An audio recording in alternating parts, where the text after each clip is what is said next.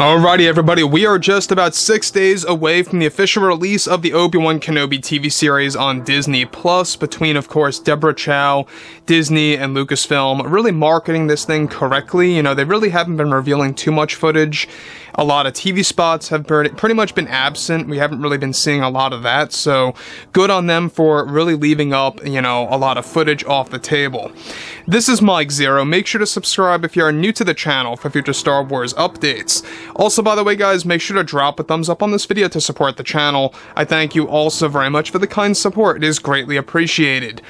Now, one thing about Disney Star Wars that a lot of Star Wars fans out there are really on edge about, of course, is exactly whether or not John, George, and Dave are going to be able to pull things off with borrowing or cherry-picking a lot of Star Wars Legends highlights to be used in the upcoming canon material for the Star Wars universe. Now, given that we have, of course, Mando Season 3 and 4 being worked on back-to-back in different ways, because they are both at different points in production, there's a lot of things also happening with the Ahsoka Tano TV show that's already actually filming between Rosario, Dawson, and a handful of other actors and actresses joining the project.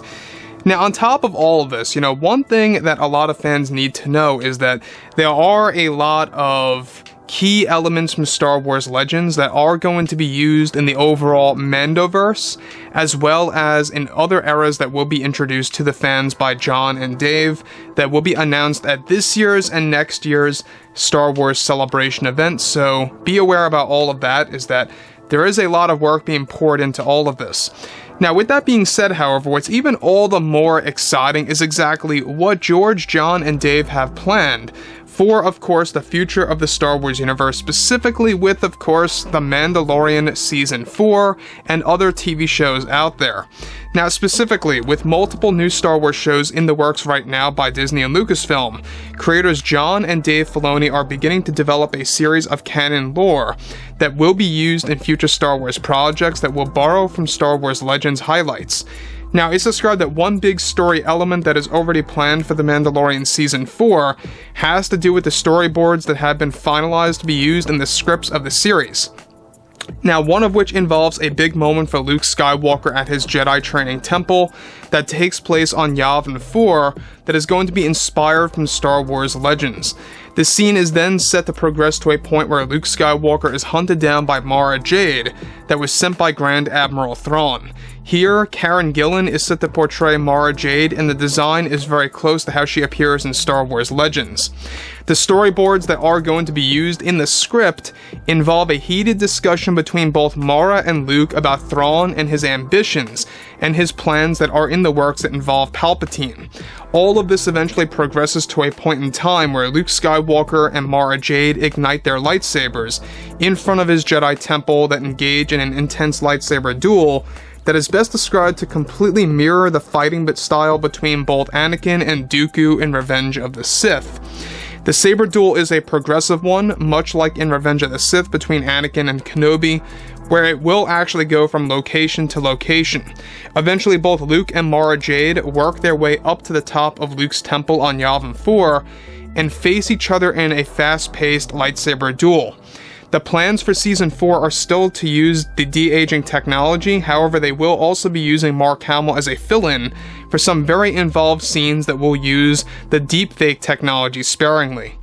Now, let me just stop right here for 1 second. Now, in case you guys did not know, there are extensive plans for Luke Skywalker's new Jedi Order in, of course, the new Star Wars universe. Basically, what they will be doing is that they are going to be giving Luke Skywalker a total of 3 Jedi temples in the Star Wars universe, one of which is the one that you saw in The Last Jedi. The one, of course, is also going to be in Yavin 4, and another of which is going to be an ancient temple that will be introduced to the fans. In fact, they will actually be teasing this in upcoming new comics for 2023 for starters. Now, we already know that everything related to Star Wars Legends is that they are trying their absolute best to make it as accurate as possible for fans to actually witness a lot of the characters meeting some of the canon characters. So that's what FAVREAU and Filoni's plans are. They want to make sure that they can actually make things make a lot of sense between Legends characters meeting already established canon characters. And a great example of that is exactly how, for example, Ahsoka Tano is going to have scenes with Mara Jade in future Star Wars TV shows. That's a big plan that they have right now. In fact, John and Dave want to create an ensemble cast for the mandoverse. They want to actually create all these groups of characters to work with each other, very much like the Avengers, where they kind of split up and do their own thing at times. And you can see how FAVREAU is taking a lot of elements from Marvel and kind of just keeping it at the Star Wars tone as well. He's a very smart guy. I mean, he knows exactly what he's doing here. He has his head on straight completely.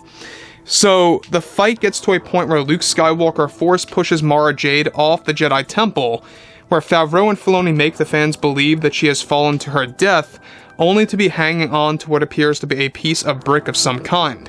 Now, Luke pulls her up and sets her down, and explains to her that she is being misguided by Thrawn, and his intentions with Palpatine, where this is where Mara Jade turns away from the remnants of the Empire, and walks away from Thrawn and joins Luke Skywalker's Jedi Alliance.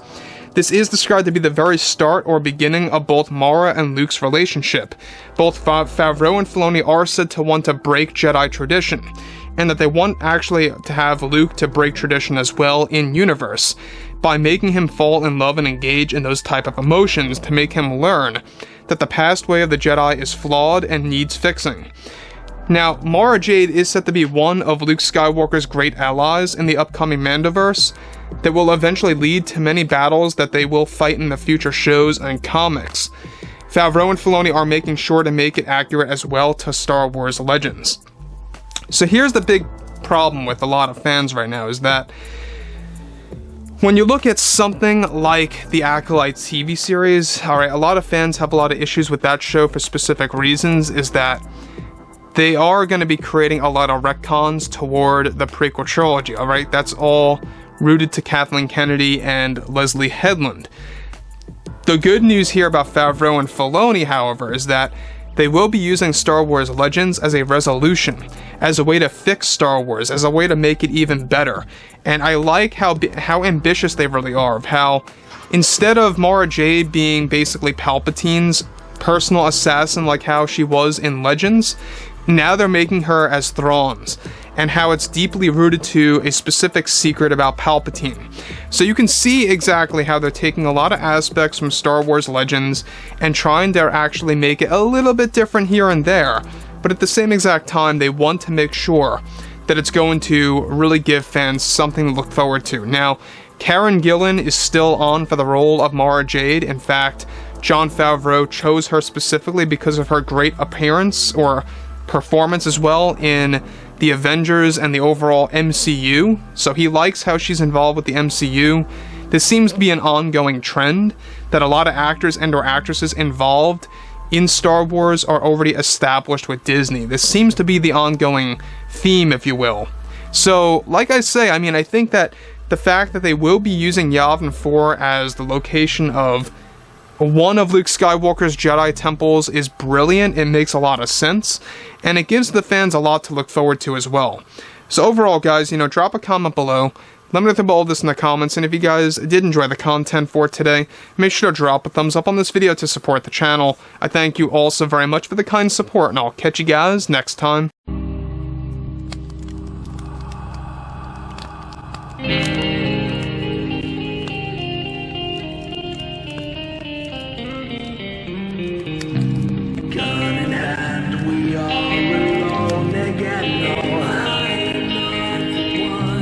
Night to moon, we hear them moans again. No.